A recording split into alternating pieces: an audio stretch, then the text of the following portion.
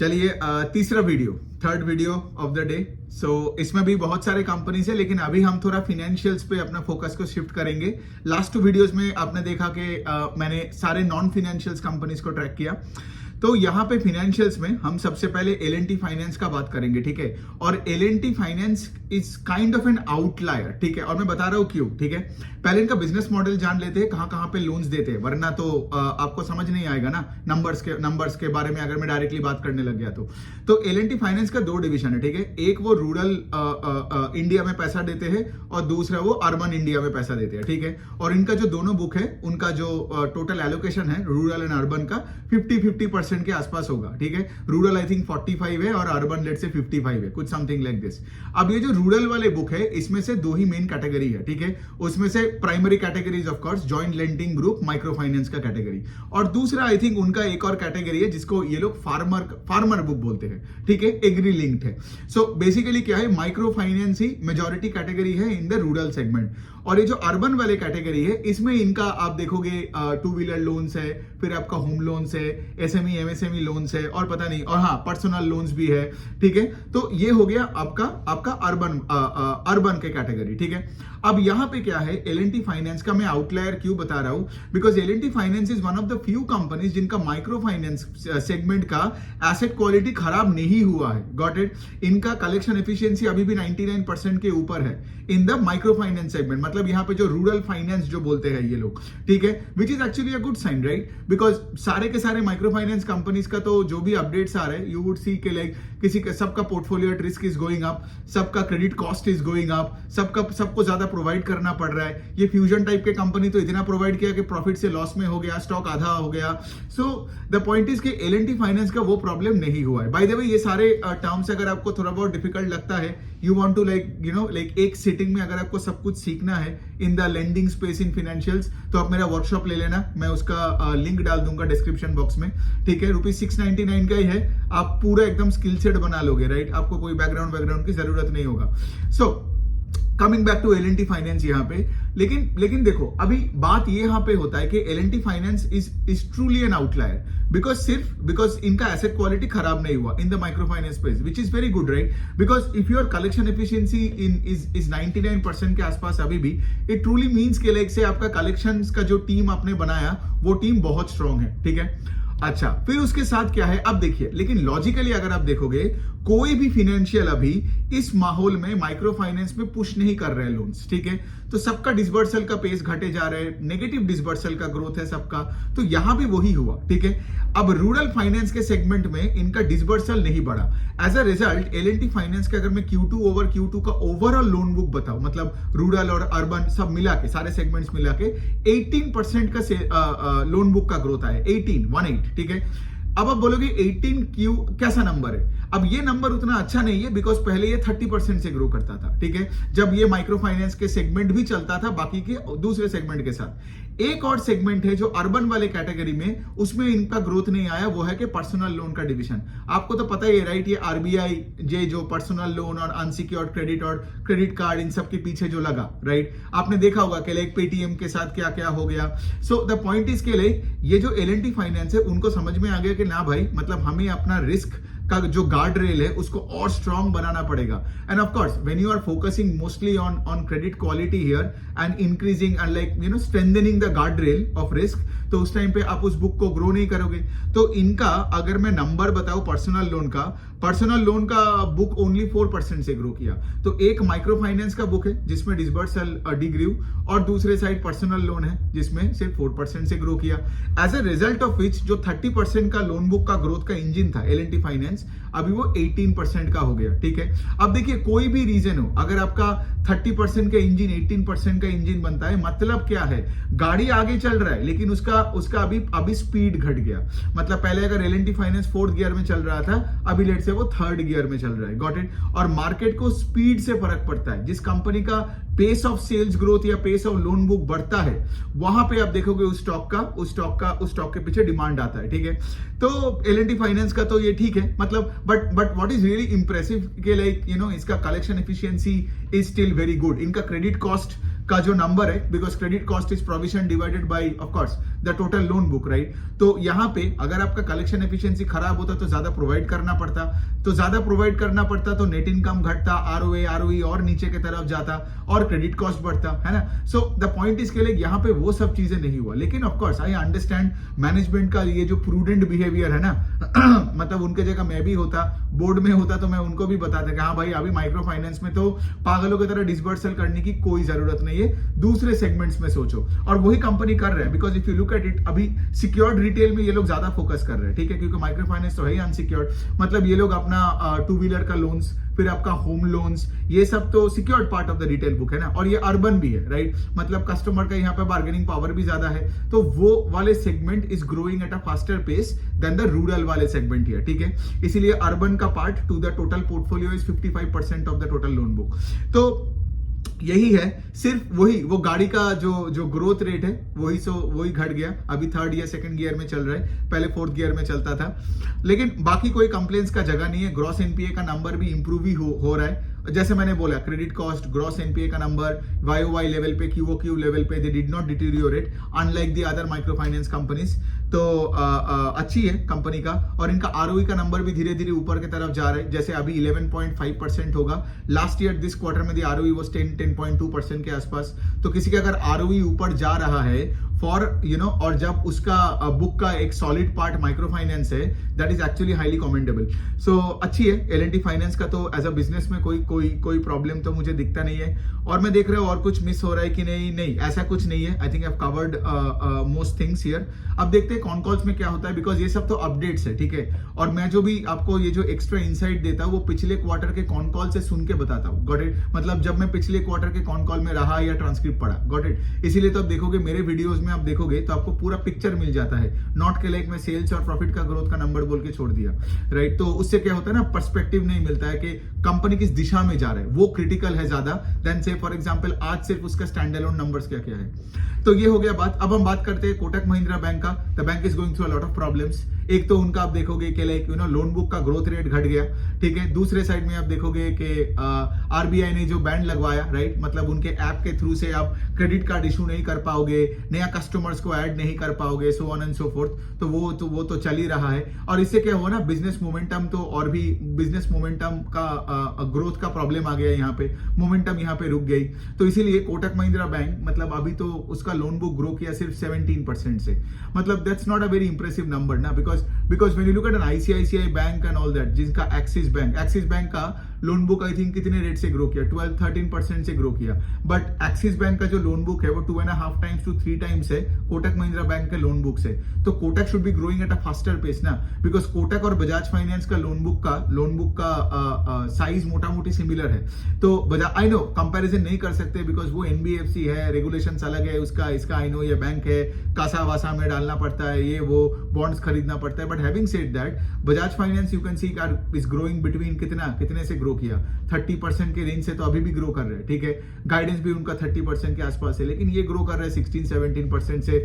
RBI भी पीछे लगा हुआ है। अब कॉन कॉल में देखना पड़ेगा उसमें प्रोग्रेस क्या है, प्रोग्रेस इन द सेंस मतलब आगे कब ये बैन हटाएगा, और ये बैन हटाएगा तो शायद इनका अनसिक्योर्ड प्रोडक्ट्स का जो पोर्टफोलियो में ये लोग ग्रोथ के पीछे जा रहा था, शायद उनको वो मिले, राइट? तो वो वाला पॉइंट है। बैंक का प्रॉफिट आफ्टर टैक्स आप देखोगे स्टैंड अलोन लेवल पे सिर्फ 5% से ग्रो किया, कुछ नहीं है। Net interest income is only 11% से ग्रो किया। सो the point is operating profit भी 11% से ग्रो किया।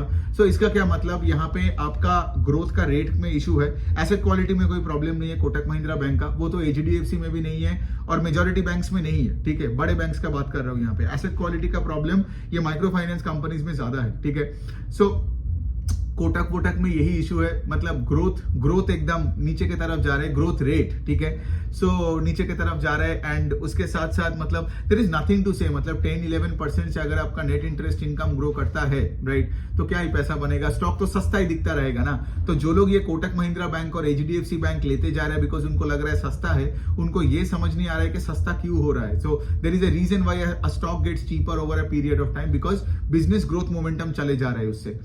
सो ये वाले पॉइंट है। अब देखिए, अब क्या ही बोले, कोटक का बहुत सारे सब्सिडियरीज है, लेकिन ऑफ कोर्स उसमें से आप देखोगे कि लाइक 2 पर्टिकुलर सब्सिडियरी बहुत अच्छा कर रहे हैं जो कि कैपिटल मार्केट्स के साथ लिंक है। एक है कोटक का जो म्यूचुअल फंड का जो सब्सिडियरी है, जो उनका एसेट मैनेजमेंट कंपनी है, आई थिंक उनका AUM इज ग्रोइंग 30-40% के ऊपर। इंडिया में उनका जो स्पेशली AUM है, I think that grow 60%, right. ये तो आप देख ही सकते हो, SRA एसेट मैनेजमेंट कंपनीज का नंबर, HDFC AMC, निपॉन हो एंड एवरीथिंग सब अच्छे कर रहे हैं। और दूसरे साइड में ऑफ कोर्स उनका जो कोटक सिक्योरिटीज है, उनका जो ब्रोकरेज प्लेटफॉर्म बनाते हैं, जो ब्रोकिंग बिजनेस है उनका, दैट आल्सो ग्रू 37-38%। आपने देखा होगा दूसरे ब्रोकरेजेस कंपनी भी बहुत अच्छे किया, लाइक एंजल वन 40% के ऊपर का ग्रोथ, जियोजीत का 50% के आसपास का growth, right. So the brokerage companies like they keep growing. यहाँ पे तो वॉल्यूम्स में पैसा बन रहा है, बुल मार्केट चल रहा है, FNO में बहुत ट्रेडिंग चल रहा है, तो इनका एवरेज डेली टर्नओवर भी ग्रो कर रहा है अच्छे रेट से। कोटक का भी अच्छा ही किया। सो यही वाला है कोटक का, लेकिन ओवरऑल बहुत ही मतलब जो 4-5% से पैड ग्रो करता है, लोन बुक 16-17% से ग्रो करता है, आई मीन नॉट दैट इंप्रेसिव। अब चलिए थर्ड वाले बैंक के बारे में बात करते हैं, वो है क्या, RBL बैंक। RBL बैंक का रिजल्ट इस बार अच्छा नहीं आया, ठीक है। RBL बैंक का प्रॉफिटेबिलिटी में बहुत यहाँ पे हैम्पर हुआ। RBL बैंक का I think quarter on quarter भी उनका एसेट क्वालिटी थोड़ा सा इफेक्ट हुआ, so they had to do a lot of provisions, ठीक है। So that's not a good sign. इसीलिए मैं अगर बैंक का बात करूं तो उनका profit after tax fell almost 25% on a YOY level, और क्वार्टर ऑन क्वार्टर बोलूं तो 40% के आसपास घट गया, ठीक है। अब यहाँ पे कुछ चीजें हैं, एक तो उनको थोड़ा ज्यादा प्रोवाइड करना पड़ा, दूसरा RBL बैंक का, तो if I tell you the loan book का ब्रेकअप, ठीक है। RBL bank I think retail कुछ अप्रोक्सीमेटली कितना होगा उनका, it's a retail based bank, ठीक है। 65-70% ऑफ द बुक ऑलमोस्ट उनका रिटेल सेगमेंट में है, और रिटेल में इनका 2 मेजर प्रोडक्ट्स है, माइक्रो फाइनेंस और क्रेडिट कार्ड, और दोनों में थोड़ा बहुत प्रॉब्लम आ गया। माइक्रो फाइनेंस का प्रॉब्लम तो आपको पता ही है, राइट। RBL बैंक का भी जो माइक्रो फाइनेंस का जो डिवीजन है, वहां पे कलेक्शन एफिशिएंसी घट गया, मतलब लास्ट ईयर का the collection efficiency was around 99% इस क्वार्टर में, अब कितना आ रहा है, 97%। तो इसलिए क्या हुआ, माइक्रो फाइनेंस का बुक का एक तो पेस भी घट गया, ठीक है, और दूसरे साइड से आपको ज्यादा प्रोवाइड करना पड़ा। दूसरे जो प्रोडक्ट है क्रेडिट कार्ड, उसमें भी प्रॉब्लम है, बिकॉज ये जो दोनों प्रोडक्ट है, ये दोनों आपका अनसिक्योर्ड प्रोडक्ट्स है, राइट, अनसिक्योर्ड रिटेल प्रोडक्ट्स है। तो ये दोनों के वजह से क्या हुआ, प्रोविजन आपको ज्यादा करना पड़ा, राइट। और बैंक ने क्या किया, अब देखो नेट इंटरेस्ट इनकम का ग्रोथ तब आएगा ना जब आप लेट से अपने कोर एरियाज में ज्यादा पैसा फेंकोगे और पैसा वापस आएगा विद इंटरेस्ट। लेकिन आपका जो कोर एरियाज है, लेट से माइक्रो फाइनेंस, क्रेडिट कार्ड, अब जब प्रॉब्लम के टाइम लोग क्या करते हैं ना, इंक्रीमेंटली ज्यादा पैसा नहीं पुश करते हैं, है ना, उस सेगमेंट में, तो आपका NII भी इफेक्ट होता है, और दूसरे साइड में इफ आपका प्रोविजन भी बढ़ता है, सो ऑपरेटिंग प्रॉफिट का भी उतना ग्रोथ नहीं आता है, और प्रोविजन बढ़ जाती है, सो इफेक्टिवली आपका नेट इनकम का ग्रोथ, ROE ये सब बहुत इफेक्ट होता है, ठीक है। अगेन मैं बता रहा हूं, अगर आपको ये सब कुछ खुद से करनी है, सीखनी है, तो सिर्फ मेरा वो वर्कशॉप ले लो, बिकॉज ये सब कुछ एकदम आसान बन जाएगा। जिन लोगों ने ये सब लिया है वर्कशॉप, उसके बाद उनको किसी के पास आपको जाना नहीं पड़ेगा कोई भी लेंडिंग बिजनेस को समझने के लिए, या स्टॉक्स के बारे में, तो कब घुसना है, कब निकलना है, कब क्या डिसाइड करनी है, you can do that on your own and manage your money in any financial stocks. So वो वर्कशॉप ले लेना, ओके। तो ये हो गया बात। अब देखो, अब यही है कि लाइक इनका स्लिपेजेस भी बढ़ गया है। स्लिपेजेस का मतलब है कि लाइक इंक्रीमेंटल जो बैड लोन्स बनता है इन अ पर्टिकुलर क्वार्टर, ठीक है। अब इनका स्लिपेज रेशियो 1.2% है, ठीक है, off the total book. Last year में the slippage ratio in the same quarter was 0.7%। अब ये स्लिपेज क्यों बढ़ा, स्लिपेज इसीलिए बढ़ा ना, because of the micro finance में आपको ज्यादा बैड लोन्स दिख रहा है, कलेक्शन एफिशिएंसी घट गया है, got it. So everything you can see, right, whether it's collection efficiency, whether it's slippages, और वेदर इट्स आपका प्रॉफिटेबिलिटी में जो डिग्रोथ हुआ, 25% में पैट का डिग्रोथ हुआ, ये कैसे कनेक्शन है, ये ऐसे आपको समझना पड़ेगा। देखा, कोई पेन पेपर नहीं चाहिए होता है यहाँ पे, all you need is your brain. बहुत लोग मुझे बोलता है ना, एक्सेल शीट में काम क्यों नहीं करते हो, मेरा ब्रेन ही सुपर कंप्यूटर है, मैं क्यों एक्सेल शीट में जाके अपना टाइम बर्बाद करूं, है ना। सो इस तरीके से आपको करना पड़ेगा, बिकॉज ब्रेन में आपने सारे पैरामीटर्स डाल दिया ना, और ब्रेन को चलाने लग गया, कॉन कॉल्स पढ़ने लग गया, बहुत कंपनीज को ट्रैक करने लग गया, मतलब फिर आप देखोगे ना, ये मौका आपके सामने आता रहता रहेगा, ठीक है। So it's very very fascinating and it's a pretty cool job as well. So any which way, so ये हो गया RBL बैंक का। अब RBL बैंक का तो ऑफ कोर्स वो लोग अभी ज्यादा फोकस कर रहे हैं व्हीकल फाइनेंस और होम लोन्स एंड वो सारे सेगमेंट्स में, लेकिन of course RBL bank I mean not good set of numbers. पिछले क्वार्टर तक इनका नंबर्स ठीक था actually, because but then again micro finance का ये प्रॉब्लम तो across the space. Now you understand मैं एल फाइनेंस को क्यों इतना मतलब उनको प्रेस किया, बिकॉज एल फाइनेंस का collection efficiency is 99% in the micro finance space, जबकि ये सब उत्कर्ष का कलेक्शन एफिशिएंसी 92% आ गया। आरबीएल बैंक का भी नीचे के 95-96% के आसपास आ रहा है। उज्जीवन, इक्विटास, इन सब में प्रॉब्लम्स दिख रहा है, ठीक है। स्पंदना स्फूर्ति, फिर उसके बाद सैटिन का भी इस बार पोर्टफोलियो एट रिस्क बढ़ गया। I am talking about satin credit care. तो वही है, तो माइक्रो फाइनेंस कंपनीज में आप पता नहीं वो मुथूट माइक्रो फाइनेंस एंड वो सब क्या करेगा, लेकिन इस बार तो सिर्फ एल फाइनेंस थोड़ा बहुत आउटलायर बनता है in terms of good asset quality and good collection efficiency, जबकि दूसरों का सारे इफेक्ट हो रहे हैं इंक्लूडिंग आरबीएल बैंक भी। ओके, सो ये हो गया। अभी देखिए एचडीएफसी बैंक, हमें तो पता ही था सिर्फ 7% से लोन बुक को ग्रो किया था, वो तो अपडेट था। अभी पूरा सेट ऑफ नंबर्स आया, नथिंग टू से, एब्सोल्युटली नथिंग टू से। मतलब यहाँ पे उनका नेट इंटरेस्ट इनकम ग्रू ओनली 10% के आसपास। लोन बुक का अभी देखो कितना 25 लाख करोड़ के आसपास हो गया, ठीक है। सो 25 लाख करोड़ के आसपास का लोन बुक है, 7-8% से ग्रो कर रहा है। मतलब अगेन लाइक क्या ही बोले, कितना ही बोलूं मैं, लाइक जहां पे 7-8% से ग्रोथ हो रहा है बिजनेस का। अब एसेट क्वालिटी जितना भी अच्छा होना, एसेट क्वालिटी अच्छा होता है तो स्टॉक नीचे की तरफ नहीं जाता है। लेकिन ऑफकोर्स पैसा बनाने के लिए आ रहे हो ना, अगर आपको सिर्फ पैसा ही सिर्फ बचाना है तो आप बाजार में क्यों आ रहे हो? बाजार में आपको पैसा बचा के बहुत बनाना है, गॉट इट। तो ये पैराडॉक्सिकल थिंकिंग में आप आओ, राइट। नहीं तो क्या है, नहीं तो ये सब एचडीएफसी और एशियन पेंट्स और आईटीसी में आप सिर्फ पैसा ही बचाओगे और सिर्फ आपको डिविडेंड मिलता रहेगा। और मतलब डिविडेंड के लिए मार्केट में क्यों आ रहे हो, राइट। आपको तो मार्केट में आना है ग्रोथ के लिए। So anyway, there is nothing to say about HDFC bank. उनका retail book grew 11%, corporate book grew 10-12%। So भी मतलब बिकॉज ओवरऑल लोन बुक 7% का ग्रोथ है, तो इंडिविजुअल सेगमेंट्स भी उसी तरीके से ग्रो कर रहे हैं। तो ये हो गया। अब एक लास्ट एक बैंक के बारे में बात करते हैं इस वीडियो में, वो है कि यूको बैंक, ठीक है। यूको बैंक का नंबर अच्छा आया एक्चुअली, ठीक है। तो यूको बैंक का जो लोन बुक है दैट ग्रू 18%, ठीक है। अब यूको बैंक का भी वही है, एक है आपका इनको बोलते हैं रैम का सेगमेंट, ठीक है, रिटेल, एग्रीकल्चर एंड एमएसएमई, एक रैम, और दूसरा है आपका कॉर्पोरेट एंड होलसेल का सेगमेंट, ठीक है। तो यूको बैंक का 18% का सेल्स ग्रोथ है, सॉरी लोन बुक का ग्रोथ है, ठीक है। तो लोन बुक का growth if you see like Kotak का कितना था 17%, एचडीएफसी का 7%, आरबीएल का by the way number loan book का ग्रोथ कितना है 15%, ये मैं बोलना भूल गया था जब मैं आरबीएल डिस्कस कर रहा था। सो यहाँ पे यूको कितना है 18% से लोन बुक को ग्रो कर रहा है। एंड आप ये नहीं बोल सकते हो कि लोन बुक ग्रो कर रहा है लेकिन एसेट क्वालिटी खराब करके, वैसा भी नहीं है। इनका ग्रॉस एनपीए का नंबर भी इंप्रूव होते जा रहा है, मतलब अभी 3% के आसपास है जीएनपीए, पिछले साल सेम क्वार्टर में 4% था। तो इसका क्या मतलब, और इनका प्रोविजन कवरेज रेशियो भी यूको बैंक का कुछ 95-96% का है। तो ये जो bank of Maharashtra UCO bank, मुझे एक्चुअल में इनका नंबर्स इन बाकियों से बेटर लगता है, ये सब प्राइवेट बैंक्स का। मतलब ये एक्सिस बैंक जो 12% से ग्रो किया, एचडीएफसी 7% से, you would see bank of Maharashtra का भी आरओई का number is going up. UCO bank का भी, I can tell you, UCO bank का भी आई थिंक आरओई का number is also going up. The negative with UCO bank is उनका डिपॉजिट में उतना ग्रोथ नहीं है, डिपॉजिट्स ओनली ग्रू 10%, ठीक है। सो बेसिकली जब आपका लोन बुक 18-19% से ग्रो कर रहा है, डिपॉजिट ग्रोइंग एट 10%, मतलब आगे जाके अगर आपका डिपॉजिट का पेस ऑफ ग्रोथ नहीं बढ़ता है तो आपका लोन बुक का पेस ऑफ ग्रोथ घट जाएगा, है ना। मतलब ये बेसिक साइंस है, राइट। मतलब अगर आप पैसा उठा रहे हो 10% से तो आप कैसे लेंड कर पाओ, कब तक आप लेंड करोगे 20% से, है ना।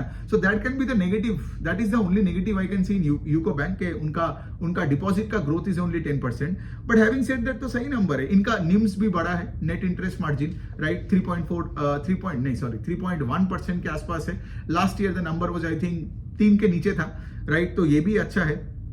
अगर मैं एचडीएफसी बैंक का बोलूं ना, मुझे मर्जर एकदम ही अच्छा क्यों नहीं लगा, बिकॉज मर्जर से पहले एचडीएफसी बैंक का नेट इंटरेस्ट मार्जिन था 4.2% के आसपास, लेकिन मर्जर के बाद अभी 3.4% का होता है। और देखिए एचडीएफसी बैंक का प्रॉब्लम पता है क्या होता है ना, कि उनका मैनेजमेंट ने बोल दिया कि हमें गाइडेंस वाइडेंस मत पूछो, बिकॉज देना ही नहीं है उनको। मतलब बुरा गाइडेंस कौन देना चाहता है, बुरा न्यूज क्यों, मार्केट को नहीं सुनना है। और दूसरे साइड में क्या है, वो ये भी नहीं बताता है कि कब उसका निम्स बढ़ेगा 4% के आसपास एंड समथिंग, वो भी उनका कोई प्लानिंग नहीं है, ठीक है। So the point I am trying to say, इसके लिए इसीलिए एचडीएफसी बैंक में क्या है मुझे ज्यादा उम्मीद नहीं दिखता है, सिर्फ एसेट क्वालिटी अच्छा है, that is the only thing I can say.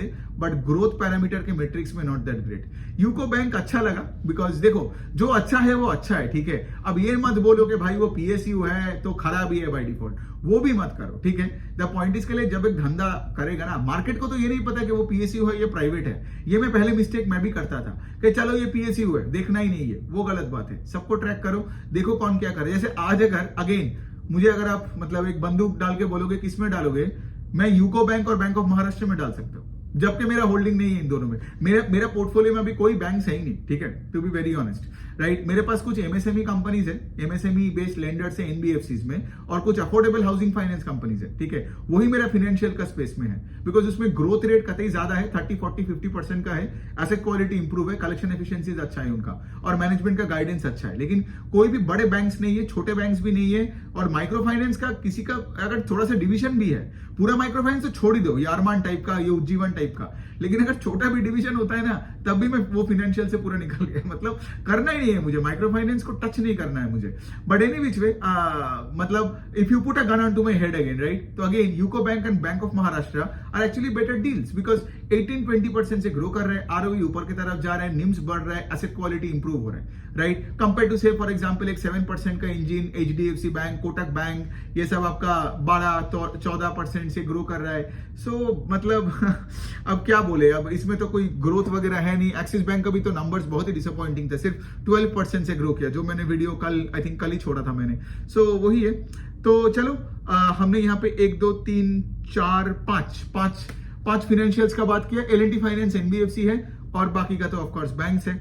तो L&T finance good numbers, I mean I really like that number, because उन्होंने अपने इस माहौल में कलेक्शन एफिशिएंसीज को बरकरार रखा। लेकिन ऑफ कोर्स हमें ट्रैक करते जाना है अगले क्वार्टर में, क्योंकि मैनेजमेंट को कॉन कॉल में यही पूछना है कि अभी तुम कलेक्शन क्या देख रहे हो, क्योंकि Q2 तो खत्म हो गया ना, मतलब Q2 खत्म कब होता है, सितंबर के एंड तक, राइट।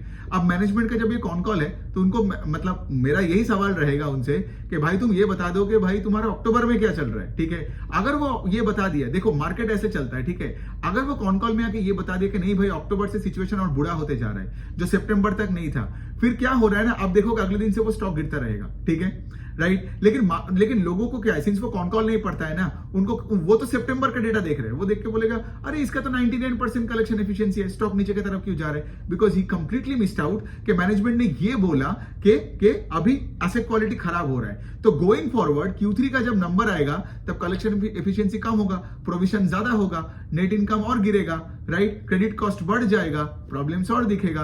तो numbers in Q3 over last Q3 will become very bad. तो मार्केट पहले से ही उसको डिस्काउंट करता है आज से। बाय द वे, इसका मतलब ये नहीं कि एल&टी फाइनेंस में ये प्रॉब्लम दिखा है, I just again talked about a scenario. कोई भी कंपनी के साथ ऐसा ही होता है, इसीलिए अगर आप कॉन कॉल नहीं पढ़ते हो तो आपको समझ नहीं आएगा कि दुनिया किस तरफ जा रही है, राइट। और मार्केट हमेशा आगे का चीजों पे, आगे मतलब फ्यूचर के चीजों को आज डिस्काउंट करने का कोशिश करता है देन से फॉर एग्जांपल पास्ट, जो मेजॉरिटी अनफॉर्चुनेटली जो मेजॉरिटी रिटेल इन्वेस्टर्स मतलब देखते रहते हैं 5 साल पहले क्या हुआ, 10 साल पहले क्या हुआ, क्यों देखते हो, मतलब कोई किसी को फर्क नहीं पड़ता है। सो यही हो गया। चलो 5 फाइनेंशियल्स हो गया, 3 वीडियो कर लिया, मुझे आई गेस 1-2 और करनी है। चलो थोड़ा सा ब्रेक ले लेता हूं अभी, और उसके बाद मैं बनाता हूँ 1-2 वो MCX वगैरह करनी है, MCX करनी है, इंडिया मार्ट को ट्रैक करनी है, ठीक है, इंडिया मार्ट है, और भी कुछ कंपनीज है जो मुझे आई गेस कवर करना पड़ेगा। देखते हैं, मजा आ रहा है, मतलब मुझे बनाने में भी बहुत मजा आता है, पढ़ने में भी मजा आता है, आप सबके साथ इंटरेक्ट करने में भी I really love it, like doing all this things. तो चलिए आपका जो भी फीडबैक्स होगा, कमेंट्स होगा, तो आप मुझे बताते रहना, और मेरा वर्कशॉप ले लो, बिकॉज मेरा वर्कशॉप सुनने के बाद ना आप मेरे जैसा ही एनालाइज कर पाओगे। मैं वही बोलने का कोशिश कर रहा हूँ। मेरे 10-11 साल का जो एक्सपीरियंस है स्टॉक मार्केट में, उसमें मैं फाइनेंशियल्स को फ्रॉम डे 1 ही ट्रैक करता हूँ। इट्स माय फेवरेट सेक्टर, आपको तो पता ही है, right, because I make more videos on financials. I try to cover all the companies across spaces in financials. Non financials में of course I do a lot of companies, जैसे इससे पहले 2 video में किया, लेकिन फाइनेंशियल्स एकदम बहुत क्लोज टू माई हार्ट है। Okay, thank you so much.